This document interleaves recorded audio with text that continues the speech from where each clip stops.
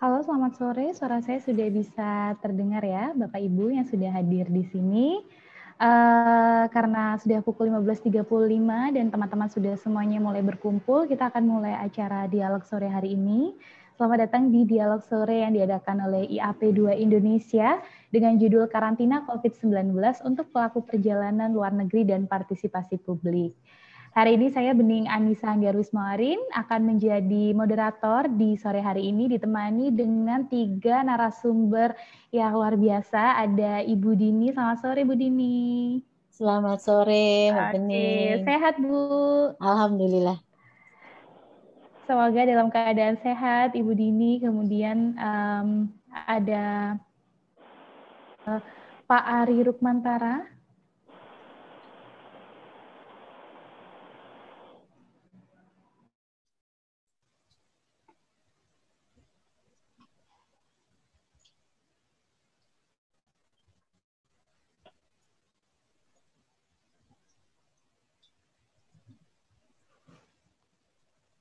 Sepertinya ada gangguan koneksi.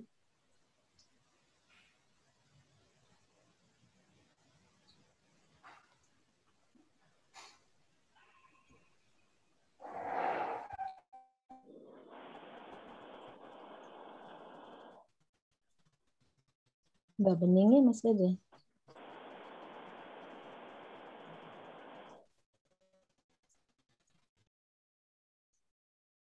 Mbak Bening terlempar tadi. Oh.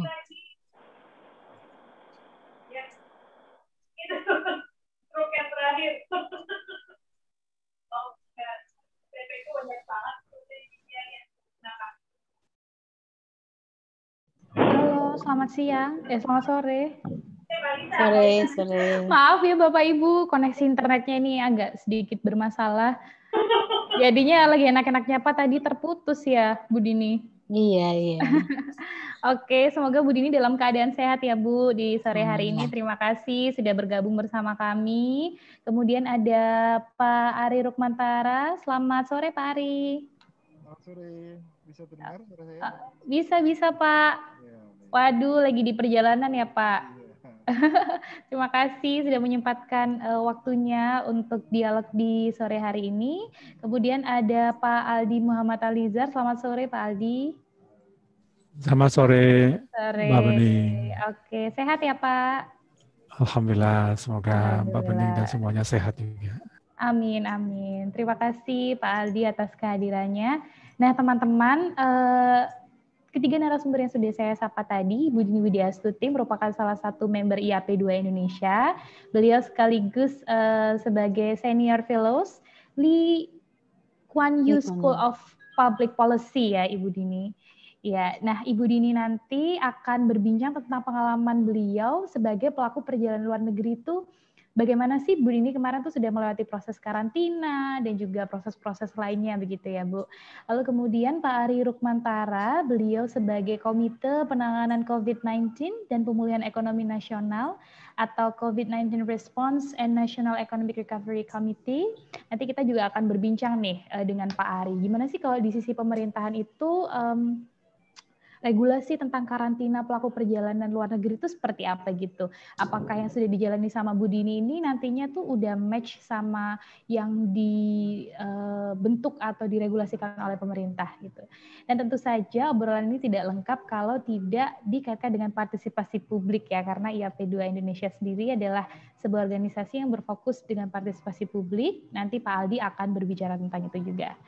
Baik, sebelum kita mulai nih diskusinya, kita foto virtual dulu ya Bapak Ibu, biar ada kenang-kenangannya. Mungkin para peserta juga boleh mengaktifkan kameranya, kita foto virtual sebentar. Oke, ada Mbak Otung, ada Mbak Dewi, dan Ibu Iliana, mungkin jika berkenan bisa mengaktifkan kamera. Baik. Oke, saya hitung di hitungan ketiga ya. 1, 2, 3. Oke, terima kasih Bapak Ibu. Jika mau menonaktifkan kamera boleh, jika mau mengaktifkan kamera juga boleh.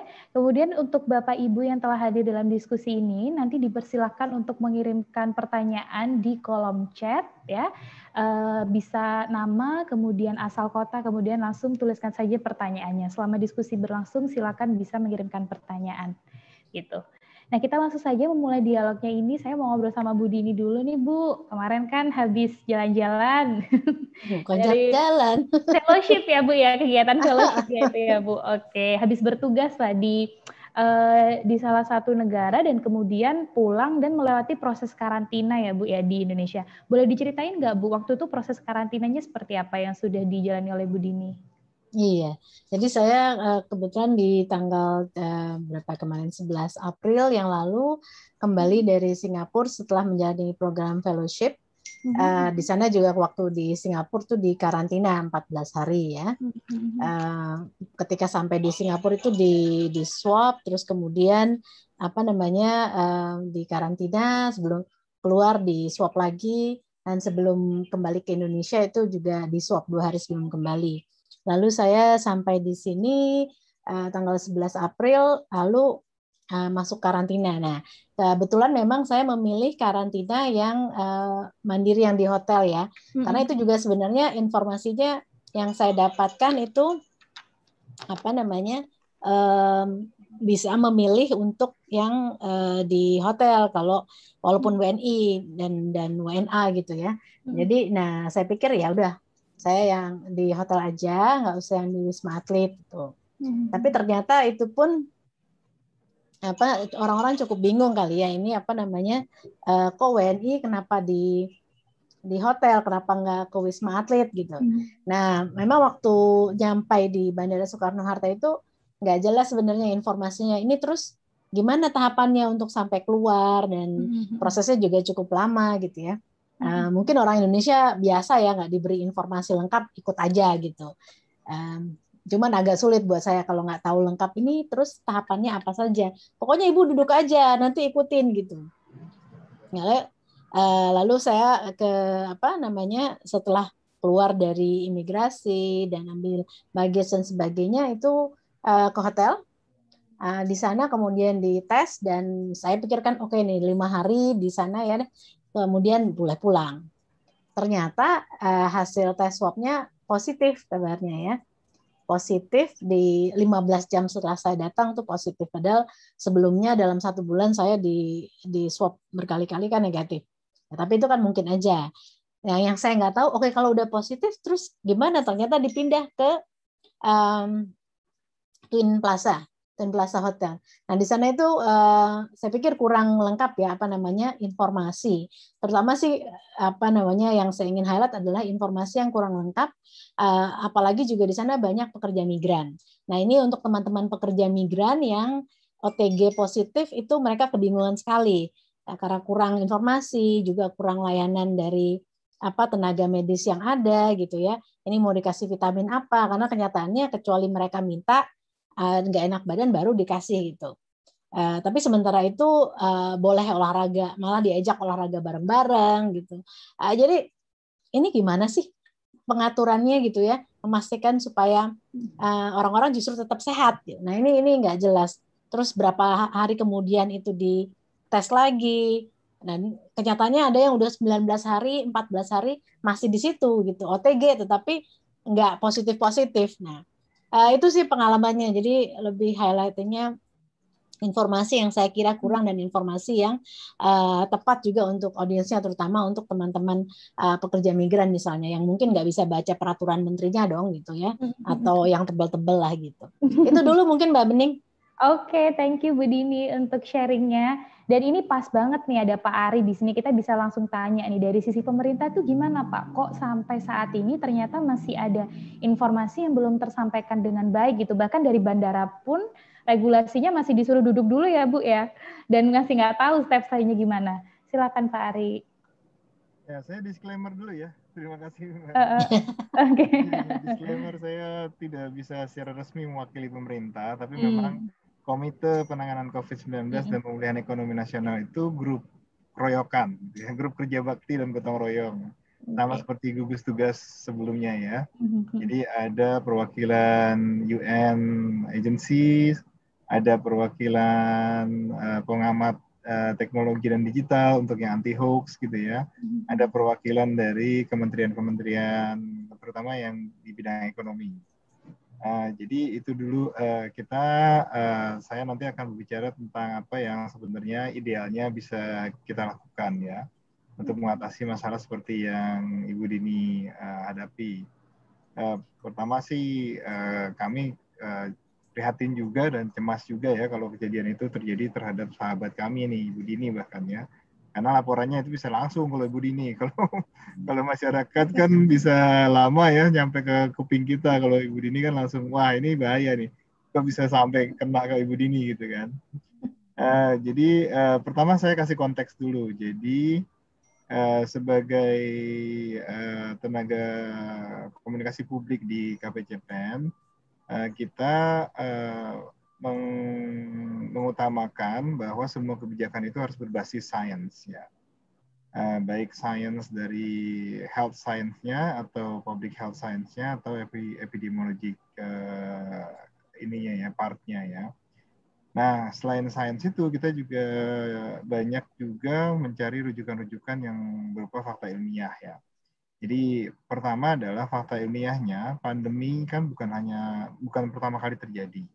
Ini adalah pandemi ke beberapa kalinya. Kalau diurut dengan pandemi sebelumnya, yang tahun 2009, ya, H1N1, flu Meksiko atau swine flu, ini berarti 11 tahun jaraknya dengan pandemi sebelumnya. Dan dengan pandemi yang sama besarnya, itu jaraknya sekitar 103 tahun ya di 1918. Nah, dari fakta-fakta ilmiah yang kita cari, yang kita pelajari, bahwa cara memutus pandemi justru bukan karena pengobatan, dan sebenarnya juga bukan karena tunggal karena vaksin ya. Jadi 1918 itu tidak ada vaksin, tapi berhenti pandeminya. Itu berhenti pandeminya karena ada intervensi yang disebut karantina. Jadi trimming people movement ya, people's movement. Jadi memang pengaturan atau pengetatan pergerakan mobilitas manusia itu terjadi dari 103 tahun yang lalu. Jadi ditutupnya Philadelphia, New York, San Francisco gitu ya, kalau dilihat dari arsip-arsip pandemi 1918, itu yang membantu mereka bisa cepat menurunkan transmisi H1N1 flu Spanish flu ya di 103 tahun yang lalu. Nah, itu juga yang menjadi inspirasi kalau di awal Maret tahun lalu kita dengar ada lockdown gitu ya. Atau kita terjemahkan ke PSBB dan sekarang ada PKMM ya. Jadi memang karantina atau pengetatan mobilitas manusia itu harus jadi salah satu opsi dari kebijakan untuk memutus transmisi. Karena memang penularannya dilakukan oleh atau dibawa oleh manusia, ya faktornya kan udah manusia. Nah, itu yang kenapa ada peraturan-peraturan antar negara untuk membatasi kedatangan atau kepergian dari warga negaranya sendiri atau warga negara asing. Nah, yang kedua, faktor yang agak menantang mempengaruhi kebijakan karantina atau pembatasan pergerakan manusia ini adalah sainsnya pun berubah-ubah. Ya, sains yang berubah itu misalnya pengetahuan kita terhadap varian-varian baru akhirnya berubah. Oh, ternyata banyak, ternyata nggak hanya satu varian, gitu ya, ada ribuan varian dan beberapa diantaranya mudah menyebar dan lebih menyakitkan, ya, lebih menimbulkan dampak serius, seperti yang terjadi di India sekarang. Maka dari itu biasanya ada kebijakan baru yang lebih mengetatkan, jadi sudah ketat diketatkan lagi. Gitu. Nah, ini yang terjadi kenapa kadang-kadang ada yang kritik yang kita terima misalnya kok kadang ketat, kadang longgar, kadang ketat, kadang longgar. Sebenarnya itu juga ada hubungannya dengan grafik kasus yang kita lihat. Gitu. Jadi pengetatan warga India ini kan tidak mungkin terjadi di September tahun lalu atau di Agustus tahun lalu karena memang tidak ada terjadi kondisi seperti ini di India tahun lalu kan. Bahkan mereka sempat dipuji ya bisa mengendalikan pengendalian COVID-19 di beberapa negara bagian itu dianggap bagus. Nah, jadi itulah tantangan terbesar untuk merubah kebijakan dalam waktu yang cepat karena informasi dari para ahli kesehatan juga cepat ya perubahannya. Nah, mungkin yang terjadi di lapangan adalah antara perumusan kebijakan yang begitu cepat, ya, terutama dikeluarkan biasanya dalam waktu 1 hari, 2 hari dalam bentuk surat edaran, gitu ya. Itu trickle down-nya memang tidak begitu cepat ternyata, Mbak Bening. Jadi kalau ada surat edaran terbaru ya 13, surat SE nomor 13 adendum, itu kalau turunin ke bawah sosialisasinya, internalisasinya itu belum tentu secepat kita membuat surat edarannya, gitu ya. Jadi walaupun surat edaran dalam sisi birokrasi sebenarnya terobosan nih di zaman pandemi ini kita bisa bikin surat-surat kebijakan-kebijakan yang berketetapan hukum itu cepat loh, ya dibandingkan dengan masa pra pandemi ya. Tapi ternyata kalaupun suratnya cepat, instruksinya cepat, keputusannya cepat, turunin ke bawahnya itu tentu tidak begitu, tidak sama cepatnya ternyata. Ya, itu yang terjadi. Dan memang kritik internal sendiri adalah komunikasinya lebih banyak top down ya. Sayangnya ini terjadi di seluruh negara nih, di 214 negara. Jadi kami sendiri belum pernah ketemu ada yang bottom up ya communication, public policy communication-nya gitu. Jadi memang keputusannya harus top down ya, tutup kota, tutup negara, ya tutup penerbangan itu harus top down. Jadi untuk menjadikan itu narasi lokal atau bahkan trickle down ke para petugas saja itu membutuhkan waktu yang tidak singkat. Ya. Dan yang terakhir tantangan yang terjadi adalah selalu ada bahasanya apa ya, pelanggaran lah oleh petugas-petugas yang kita inginkan menerjemahkan kebijakan itu menjadi sebuah implementasi ya, seperti misalnya petugas-petugas yang kita anggap bagian anggota dari Satgas Bandara atau Satgas Terminal atau Satgas Pelabuhan gitu ya. Mereka menghadapi tantangan untuk menyerap atau mencerna kebijakan terkini yang biasanya lebih ketat atau lebih longgar. Jadi kapan ketat, kapan longgarnya mereka sendiri kadang-kadang tidak tahu berada di zona mana. Ini saya sekarang ada di zona ketat atau di zona sudah longgar nih ya. Jadi itu tantangannya. Terus kedua adalah kemungkinan tindakan-tindakan yang melanggarnya itu karena mencari jalan cepat, jalan potong ya. Oke, daripada saya harus mencerna begitu lama dan tidak tahu harus tanya kemana misalnya. Jadi mereka melakukan tindakan yang tidak sesuai dengan panduan, bahkan akhirnya digunakan sebagai kesempatan untuk menguntungkan diri sendiri. Ya, dari mulai memanipulasi hasil tes, tidak mengikuti prosedur karantina. Tadi karantina seharusnya 5 hari dan harusnya dilihat, dimonitor dengan ketat, tapi ada yang tidak ketat, ada yang tidak dites, ada yang ditesnya 5 kali sehari, gitu ya. Jadi tiap petugas akhirnya berusaha menginterpretasikan kebijakan sendiri-sendiri. Nah, ini memang sebagai pengantar terakhir nih ya, itu yang terjadi kalau boleh jujur sejak Maret, ya 13 Maret 2020. Jadi komunikasi kebijakan atau public policy communication itu tidak pernah menemukan model yang paling tepat dan sempurna ya di dalam masa pandemi ini untuk memastikan bahwa keputusan atau kebijakan tertulis yang berubah-ubah itu juga mudah diikuti oleh pelaksana atau frontliners yang dengan cepat merubah pemahaman dan cara mengimplementasikan kebijakan. Jadi itu yang memang belum ketemu di mana middle ground-nya, bagaimana keputusan yang begitu cepat berubah itu bisa dilaksanakan juga dengan cepat oleh para pelaksana. Dan terutama ketika para pelaksananya masih menghadapi masalah birokrasi ya, dimutasi, dirotasi, ya plus ada juga yang kehilangan, seperti kita tahu juga kita punya tantangan fiskal juga, kehilangan insentif akhirnya.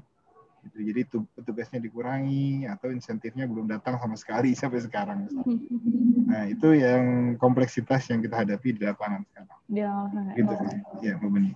Baik, terima kasih Pak Ari atas penjelasannya ya. Tadi sudah dijelaskan tantangan-tantangan yang mungkin dihadapi dari teman-teman di penanganan COVID ini itu juga banyak gitu ya. Nah, tapi Pak, tadi Bapak juga sampaikan nih, karantina itu poin penting gitu. Bahkan yang menyetop persebaran virus Spanish flu itu adalah karantina gitu. Berarti kan bagaimanapun tantangan yang berat itu kita harus bisa overcome itu supaya punya sistem karantina yang baik sehingga persebaran COVID-19 ini bisa direduksi begitu ya, bisa berkurang. Nah, ini ada salah satu teman-teman yang ada di sini, ada Mas Iman dari Jakarta. Ini kebetulan beliau juga punya pengalaman tentang sistem karantina yang kurang baik gitu. Di sini beliau menceritakan di kolom chat ya, saya simpulkan aja singkatnya, beliau datang di Wisma Atlet, kemudian protokol kesehatannya kurang diterapkan, mungkin karena banyaknya pekerja migran dan pelajar dari luar negeri yang datang, sehingga ujung-ujungnya itu pelaku karantina masih boleh keluar-keluar dan berkumpul. Nah, ini kan tidak sesuai dengan prinsip karantina atau isolasi mandiri. Terkait masalah ini, apakah dari Satgas COVID ya ada observasi gitu dalam praktik ini, kemudian apakah ada upaya untuk mengintegrasikan teknologi ke dalam operasionalisasi karantina gitu, seperti best practice karantina terhadap incoming traveler di Singapura. Silakan Pak Ari, karena Pak Ari waktunya terbatas, jadi saya tanya ke Pak Ari dulu ya Pak. Mumpung ada pertanyaan. Oke, ya. Mending. Jadi ini ada hubungannya tadi dengan cari pendulum terbaik bagaimana melaksanakan karantina dengan efektif ya. Jadi ada insertnya nih. Insertnya adalah dalam rangka recovery treatment ya, kan ada 3T itu ya. Ada tracing, testing, dan terapi atau treatment. Itu di treatment itu bukan hanya pemberian antiviral ya, bukan hanya memastikan kadar oksigen dan lain-lain itu bisa membantu ketahanan tubuh melawan virus, tapi ternyata ada yang intervensi non medis, yaitu memastikan ada rangsangan-rangsangan kimiawi di badan yang bisa menimbulkan imunitas tinggi. Nah, dari hasil analisis dan dialog dengan berbagai macam pakar, komandan lapangan Wisma Atlet di Wisma Atlet ya, itu memutuskan bahwa harus banyak kegiatan-kegiatan yang memastikan para disebutnya apa ya, pasien terkonfirmasi positif ya di Wisma Atlet itu punya punya emosi yang baik gitu ya, tingkat emosi yang menyenangkan lah. Kalau bisa membahagiakan, menyenangkan, menenangkan gitu ya, tidak stres. Jadi beberapa kajian di awal dari tanggal 23 Maret sejak Wisma Atlet dibuka ya sampai di bulan Agustus September, itu ternyata banyak yang depresi kalau dia di dalam kamar terus gitu ya. Akhirnya dibuat beberapa kegiatan oleh komandan lapangan seperti senam pagi, terus senam sore, dan bahkan ada hiburan musik gitu menjelang maghrib gitu ya. Itu sebenarnya dengan tujuan tertentu, yaitu tujuan tadi supaya imunitasnya naik, didongkrak oleh macam-macam ya, endorfin, ya, serotonin dan lain-lain ya, yang memang tidak bisa diintervensi oleh terapi medis saja. Nah, ini yang membuat pemandangan di Wisma Atlet, terutama mereka yang sudah masuk ke dalam, apalagi jadi pasien, itu agak kaget. Loh, ini rame banget. Ya kok banyak banget orang gitu ya di bawah gitu ya gitu. Nah, ini yang memang tadi pendulumnya di mana, balance-nya di mana. Nah, balance-nya adalah komandan Wisma Atlet itu selalu mengecek secara saintifik juga. Ya, ada beberapa hal yang mungkin publik ini juga tidak selalu harus mengetahui atau tidak selalu harus memantau ya.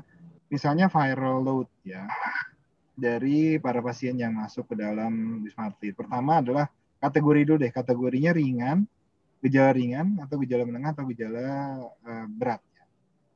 Kebanyakan yang diterima Wisma Atlet itu kan pasti yang gejala ringan. Gitu.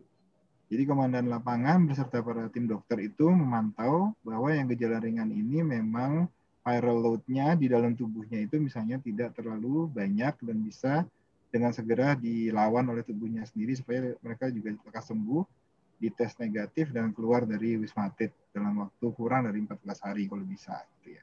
Nah, ini yang membuat kelihatannya di lapangan kok banyak orang-orang pasien di Wisma Atlet bisa keluar terus ya masih di compound tapi ya masih di wilayah Wisma Atlet.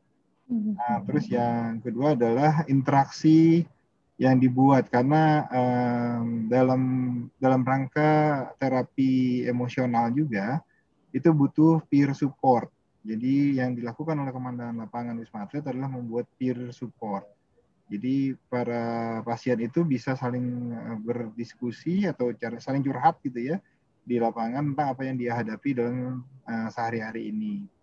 Dan bahkan dibuat berbagai macam fasilitas komunikasi ya, termasuk WhatsApp, termasuk Instagram dan lain-lain.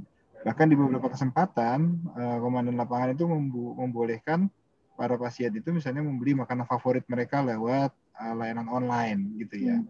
Walaupun sebenarnya gizi yang dikasih di dapur Wisma Atlet itu jauh lebih terukur ya karena dibuat oleh nutrisionis ya.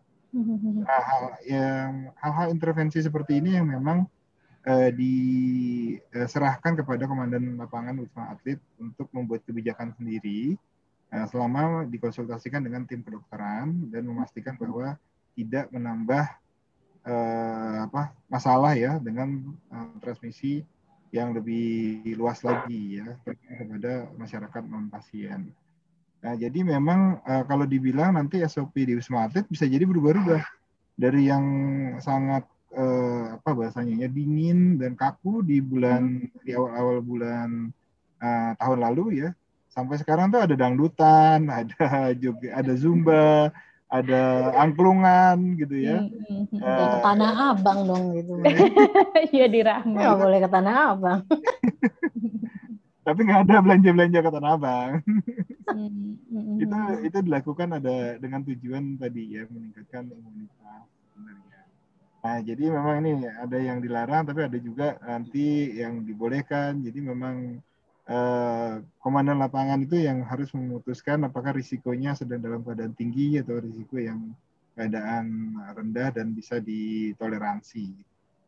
Nah, itu yang terjadi, Mbak Bening. Oke. Saya mau cross check nih ke Bu Dini. Bener nggak Bu waktu proses karantina juga emang diajakin senam? Terus apakah ada tulisannya dilarang keluar kamar. Tapi silakan ambil air panas di bawah. Silakan ambil GoFood-nya di bawah gitu ya, titipannya. Lalu kemudian olahraga opsional seminggu 2 kali. Tapi bedanya misalnya ya kalau di Singapura tuh ada yang ngecek atau bahkan kalau di hotel ya. Karena hotel di sini dicek tuh gimana gitu, baik-baik saja gitu. Ini nggak ada yang ngecek. Jadi kalau misalnya nggak keluar kamar, nggak ngapa-ngapain juga, cuman tandanya makanannya nggak disentuh, paling itu ya. Karena nggak ada yang ngecek, itu pengalaman saya gitu. Kalau udah sakit banget, jadi bisa sampai 19 hari, 14 hari, ketika mereka masih positif gitu, belum boleh pulang, saya tanya, tahu nggak CT-nya berapa untuk ini aja sih gitu ya. Nggak tahu. Orang di di hotelnya juga nggak tahu gitu. Jadi memang masih banyak hal yang harus diperbaiki. Jadi complaint handling mechanism juga untuk itu tidak ada.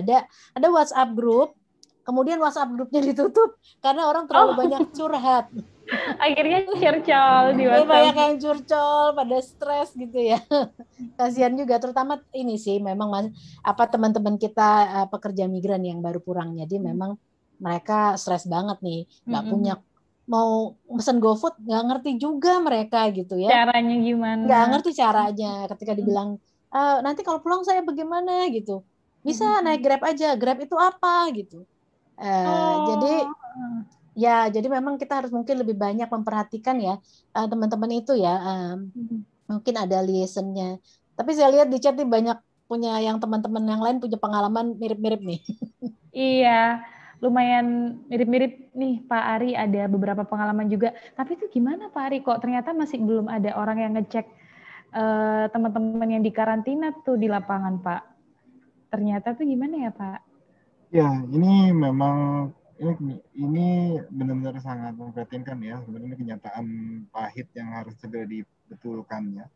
Nomor satu harus segera nanti kita minta juga penambahan petugas. Ini nomor satu sih biasanya SDM ya. Jadi kan memang dalam kebijakan pengetatan karantina manapun ya, baik itu karantina kesehatan, itu seharusnya kan ada perbandingan yang ideal ya. Jadi satu pasien dilihat oleh berapa gitu ya. Jadi perbandingan yang ideal itu sebenarnya satu pasien di Wisma Atlet itu seharusnya diperhatikan oleh minimal 5 ya. Jadi ada nutrisionis, ada dokter umum, gitu ya. Terus ada spesialis psikiatri bahkan atau psikolog gitu ya. Terus ada petugas ICU ya, petugas kesehatan yang dokter tentunya. Terus ada juga spesialis penyakit dalam, dan satu lagi sebenarnya dari kalangan militer ya, yang pastikan pengelolaan manajemen lapangan itu sesuai dengan SOP. Ini yang saya lihat ada dua sih, satu SDM, ya, yang kedua adalah terjadinya kendornya disiplin terhadap SOP yang rigid gitu ya. Nah ini yang mana telur mana ayam itu tidak jelas nih. Jadi misalnya kita harus akui bahwa pengurangan SDM ini terjadi paling tidak dikarenakan ada dua alasan ya. Satu, jumlah relawan yang siap diterjunkan ke Wisma Atlet atau dimanapun di Indonesia untuk menangani COVID ini berkurang jauh dibandingkan tahun lalu. Tahun lalu tuh relawan yang standby itu bisa sampai 30.000 orang. Dari mulai itu kenapa Pak? Kok ada penurunan? Karena kita sudah beralih nih ke adaptasi kebiasaan baru, sudah mulai produktif lagi kan di bulan Agustus dan September. Jadi mereka yang dulu bahasanya relawan itu berani karena dia nyalinya besar lah ya, berani keluar rumah di awal-awal itu ya, Maret, April, Mei gitu ya. Para mahasiswa perawat dan lain-lain. Nah hari ini itu mereka sudah bisa kembali ke kampus. Ya, ada yang sudah praktek, ada yang sedang menyelesaikan kuliahnya, bahkan ada yang sudah intern gitu ya. Dan beberapa yang bukan medis pun itu sudah bisa kerja lagi. Ya, yang dari IT sudah kerja lagi, bahkan ada yang sudah masuk kantor lagi gitu ya. Dulu yang 30.000 itu orang-orang yang memang merasa hari ini saya sudah tidak berkantor. Jadi sejak Agustus September memang semakin menurun, terutama yang non medis itu semakin menipis gitu ya, suplai relawannya. Nah yang kedua adalah tadi ada kepentingan-kepentingan lain yang menyedot SDM kesehatan. Sekarang kita ada vaksinasi sejak Januari. Jadi beberapa yang disebut SDM kesehatan itu sekarang jadi vaksinator. Jadi perawat, dokter, bidan, ya, bahkan apoteker itu bisa di training jadi vaksinator untuk memastikan program vaksinasi didukung paling tidak 100.000 vaksinator se-Indonesia. Jadi itu sudah terserap. Ya. Alasan yang berikutnya adalah tadi ya, mandeknya di insentif gitu ya, yang membuat tidak lagi menarik untuk menjadi relawan, penanganan COVID-19 gitu.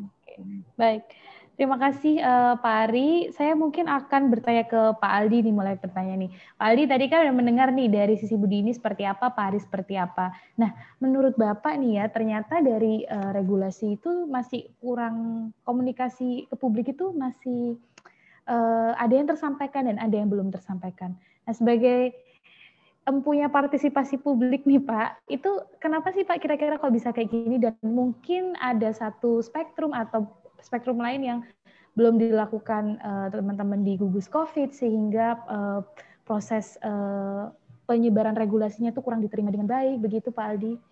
Gimana Pak kalau menurut Bapak?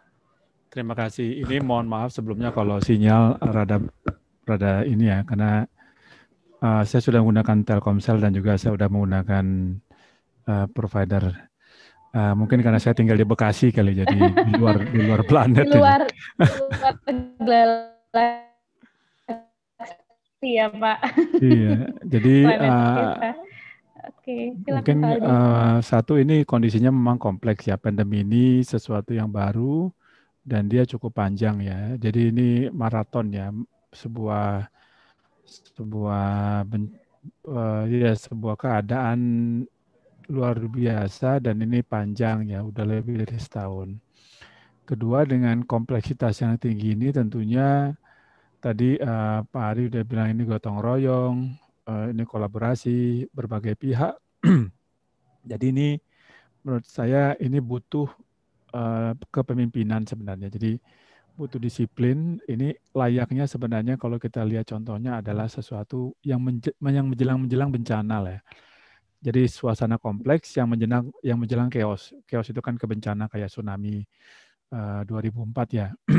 Jadi dibutuhkan sebuah gotong royong tapi ada kolektif kolegial leadership ya. Itu satu. Yang kedua, menurut saya perlu ada perencanaan yang dinamis terhadap komunikasi dan pelibatan stakeholder. Dinamis itu dalam konteks karena tadi perubahannya cepat ya, kadang ketat, kadang longgar dan segala macam. Dan dalam konteks kami partisipasi itu sebenarnya setelah ada perlunya sebuah kerangka pelibatan dan komunikasi di mana di situ kita sudah tahu siapa saja aktornya. Tadi sudah disebutkan ada aktor yang aktor itu artinya pihak-pihak ya, kayak kami masyarakat kayak Bu Dini tadi dan teman-teman, itu sudah jelas. Dan kira-kira nanti pesannya seperti apa untuk kondisi apapun ya, baru datang atau terkena atau sebelum terkena dan segala macam. Jadi sudah mulai dipilah dan dipilih pesan dan subpesan sesuai dengan proses-prosesnya dan sesuai dengan kategori siapanya ya. Jadi ada yang masyarakat yang terkena dampak, yang masyarakat yang terkena COVID, masyarakat yang belum terkena COVID, migran dan segala macam. Itu menurut saya perlu dibuat kerangka strategi pelibatan dan juga komunikasinya, dan itu menjadi panduan dan kompas bagi yang di atasnya, navigasi untuk tadi yang tadi gotong royong yang ada di atas, jadi task force yang utamanya. Status steering committee. Nah, nanti dieksekusi itu yang kemudian akan diturunkan dan dijaga. Yang kedua, setelah ada tinjauan, ada perencanaan, kerangka perencanaannya, maka perlu ada kerangka pelaksanaan dan ada orang-orang yang khusus gitu yang untuk urusan ini. Nah, di komunikasi itu, di dalam partisipasi itu ada dua. Ada yang khusus untuk mengkomunikasikan dan tadi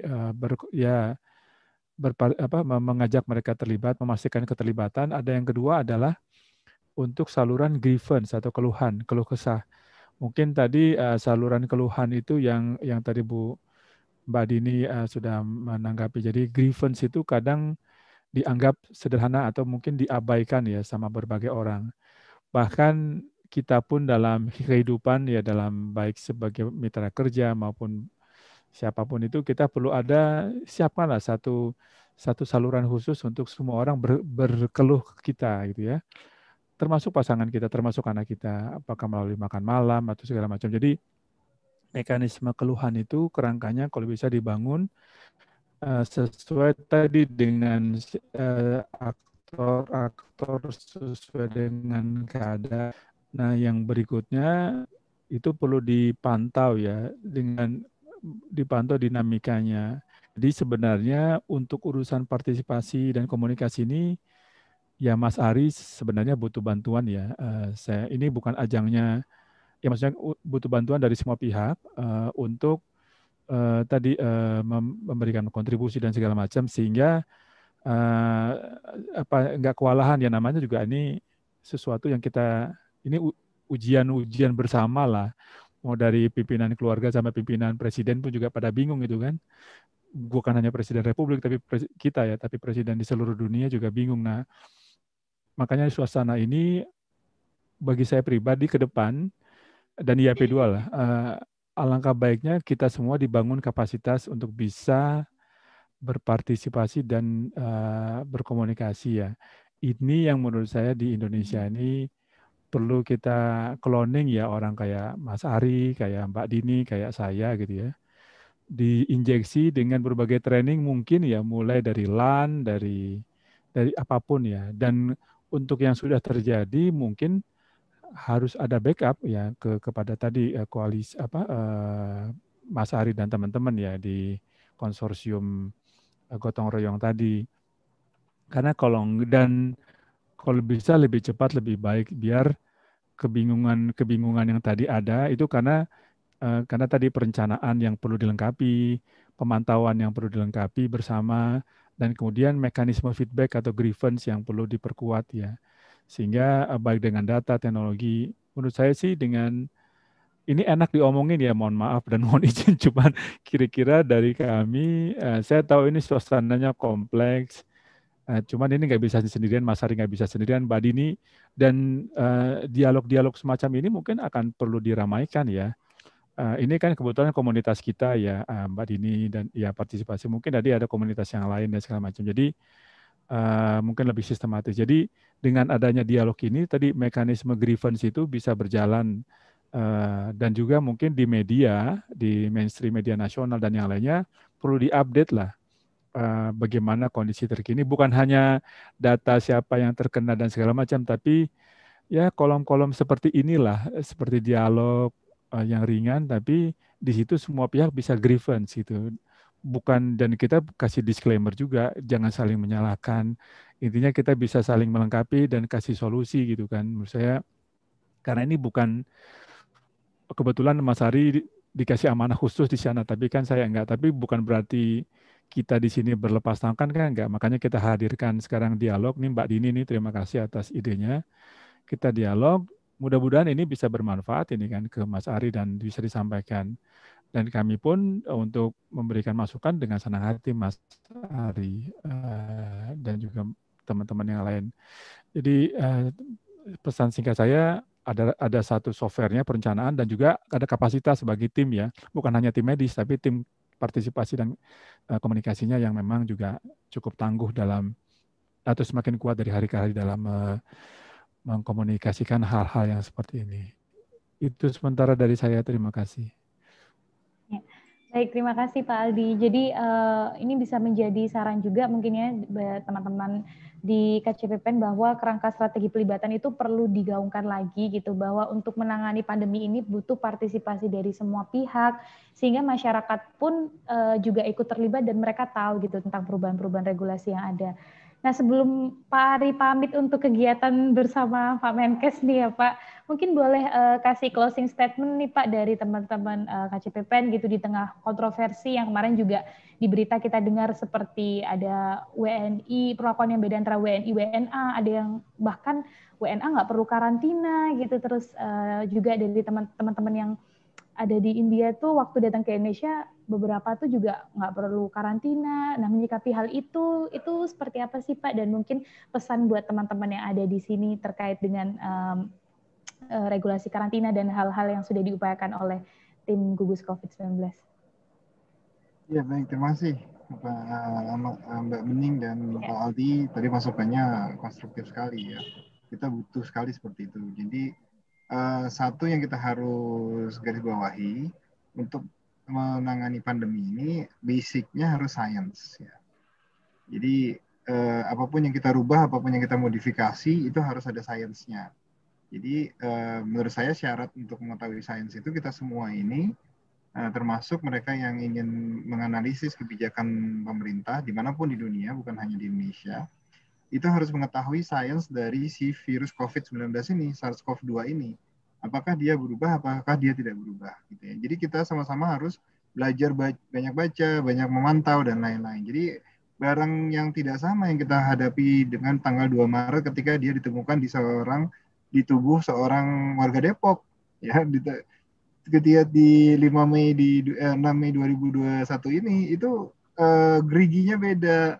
Ya, mukanya beda, matanya beda gitu ya, kalaupun dia punya mata gitu ya. Jadi itu kenapa kita berlomba-lomba dengan kepintaran si virus untuk bermutasi.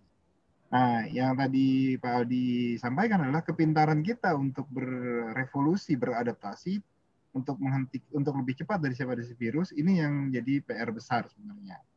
Jadi nomor satu harus knowledge kita terhadap public policy, proses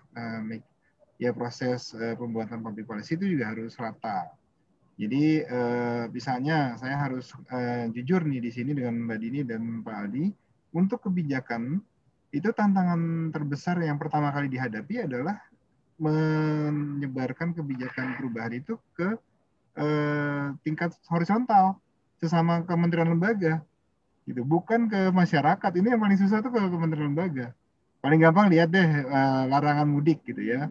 Itu tiap lembaga tuh beda-beda, ya kan? Kita yang sudah merumuskan teorinya itu kadang-kadang gregetan juga. Ini teorinya nggak gini, ngomongnya nggak boleh, harus sama gitu ya. Sudah bikin key talking point, sudah bikin FAQ, sudah bikin semua dokumen, tapi tetap ada yang nggak ngelihat dokumen tersebut gitu ya. Jadi knowledge dan standarnya harus sama gitu ya. Dalam rangka memastikan kita punya komunikasi kebijakan yang tepat ya. Nah, terus yang kedua adalah kalau kita tahu bahwa pemerintah atau birokrasi tidak bisa sendiri, tadi strategi yang harus dilakukan seperti yang Pak Aldi bilang ya, minimal harus ikut serta menjadi tentara infanteri ini bahasanya kalau di militer ya. Jadi maksudnya kita mengkritik masalah-salahkannya ini ketika kita di forum-forum seperti ini. Pak Aldi bisa bilang, Mas Ari itu placement medianya kurang strategik gitu misalnya, karena audiensnya bukan itu. Nah kita, oh ya benar juga, kita revisi berarti. Jadi nggak perlu perang di luar, perangnya di dalam aja. Kita sama Mbak Didi juga bilang, ini salah nih Mas Ari. Seharusnya ngomongin strategi vaksinasi jangan ke ini dulu, ke sana dulu misalnya. Nah kita revisi juga secepat itu. Jadi kita bisa bergabung bersama, dan KPCPEN ataupun Satgas itu kan sebenarnya terbuka terhadap masukan-masukan. Bahkan Mbak Dini tahun lalu memberikan masukan soal anak diperhatikan, diprioritaskan, terutama remaja putri misalnya. Itu secepat itu juga kita mikirin bagaimana caranya itu terlihat di dalam sebuah kebijakan. Jadi yang berbeda adalah di dalam pandemi ini kita main kritiknya kritik di dalam.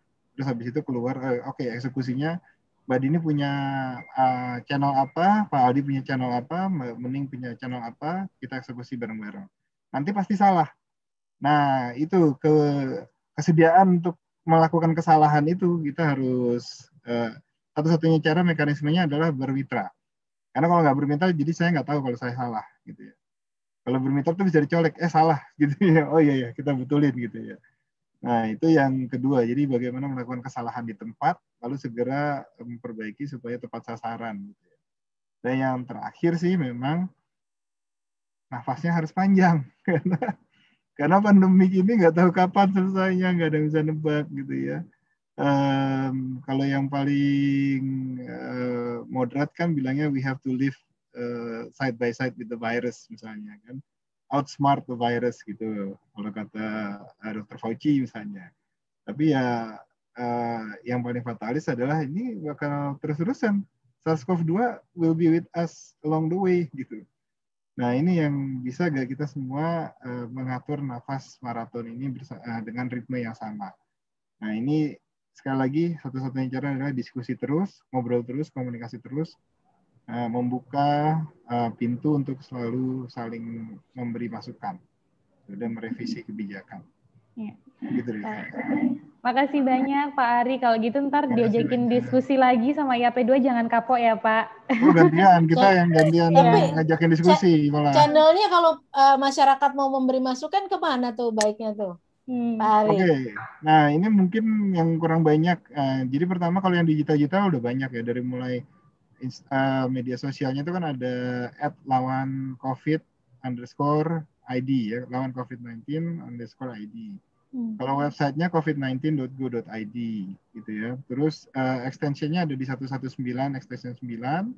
Kalau yang di psikologi ada di extension 7 dan extension 8 ya kan. Itu sebenarnya channel-channelnya sudah terbuka gitu ya.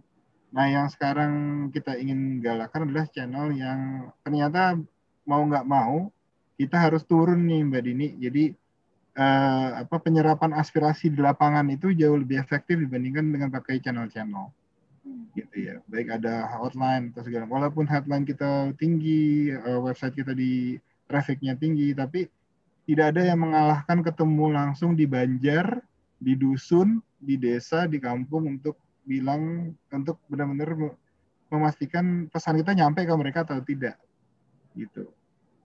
Jadi channel yang kita lagi butuh bantuan Mbak Dini dan Pak Aldi adalah tambahan kuping mendengarkan aspirasi masyarakat yang langsung, yang direct gitu. Kira-kira kita nanti diskusi lagi gimana cara untuk mendengarkan direct aspirasi atau perasaan masyarakat di lapangan. Iya, teman-teman buruh migran tuh bisa diajak juga sih, ada organisasinya, Sari. Jadi informasinya juga bisa piktorial gitu ya, yang sederhana, karena bahasa Indonesia pun belum tentu mereka lancarnya juga ya. Iya, seperti betul. itu. Betul. Oke. Terima kasih loh. Baik, terima kasih Mas Ari. Ini yang pertama dari berbagai macam komunikasi kita. Siap. Ya. Iya, terima kasih, sukses. Saya pamit duluan. Iya, terima kasih Pak Ari, hati-hati, sehat selalu. Sore. Assalamualaikum warahmatullahi wabarakatuh. Oke, mungkin saya juga mau dengar nih closing statement dari Bu Dini dan Pak Aldi gitu terkait diskusi kita sore hari ini. Mungkin tadi belum ada yang sempat belum terbahas. Silakan dari Bu Dini dulu mungkin. Iya, terima kasih Mbak Bening. Ini saya kalau dilihat dari chat banyak sebenarnya yang punya pengalaman yang mirip-mirip ya. Masalah di Indonesia itu kan kalau urusan legislasi nggak kurang sebenarnya, tapi implementasinya, apalagi yang sekarang berubah-ubah. Memang saya juga ketika langsung di lapangan ya, dalam artian itu kasihan juga dengan para frontlinernya, karena mereka tuh juga bingung. Jadi nggak cascade ke mereka. Memang sistem informasi kita harus diperbaiki. Lalu apa yang bisa dilakukan masyarakat? Ya, ini yang mungkin harus bisa juga kita gali ya. Jadi sampai saya pengen jadi volunteer, jadi penerjemah gitu kan waktu di situ. Terlalu jiwa LSM kan. Dan sampai menggalang vitamin gitu dari teman-teman, karena teman-teman terutama yang pekerja migran itu tidak dapat itu kecuali mereka meminta begitu ya. Jadi sebenarnya sih tadi kalau masalah volunteer, harapannya sih Satgas itu juga bisa berpikir lebih luas lagi bahwa volunteernya bukan cuma nakes sebenarnya gitu ya, tetapi misalnya komunitas pembuat komik kayak gitu ya, atau apa gitu, untuk bisa menerjemahkan ide-ide itu ke dalam gambar-gambar, ke dalam bentuk komunikasi yang lebih populer. Ini mikirannya tuh terlalu tinggi banget gitu, tebal-tebal semua dokumennya, susah kan, dan dipasang di mana gitu, mungkin di setiap kamar. Jadi yang seperti itu. Kalau Mas Ari, Pak Ari udah terlalu sibuk ya. Saya tahu beliau udah nggak istirahat sejak dari bulan Maret mungkin ya, Februari Maret di 2020 gitu. Nah, jadi memang kurang sekali sumber dayanya. Dan mungkin juga teman-teman dari ini nanti mungkin bisa disampaikan ya, Pak Aldi, untuk solusi-solusi yang bisa dilakukan gitu, dan kontribusi dari masyarakat. Bisa saja langsung connect dengan teman-teman dari Migrant Care mungkin untuk buruh-buruh migran itu, mereka dikasih nomor gitu. Lalu juga untuk konseling gitu, karena nggak ada yang ngecek ya, dan ini mereka mau pulang kampung nggak bisa pulang kampung, udah lama di perantauan. Ada teman-teman yang menyediakan jasa konseling sebenarnya, apakah itu kerjasama dengan fakultas psikologi mungkin, atau mungkin juga dengan teman-teman pulih ya dari NGO pulih, itu bisa aja sih dicari. Tapi kira-kira nih kebutuhannya apa, bahkan untuk vitamin pun saya pikir nggak akan kekurangan sebenarnya kalau dari CSR ya. Nah, cuma bagaimana nanti transparansi pengelolaannya itu, nah itu yang itu masalah lain lagi.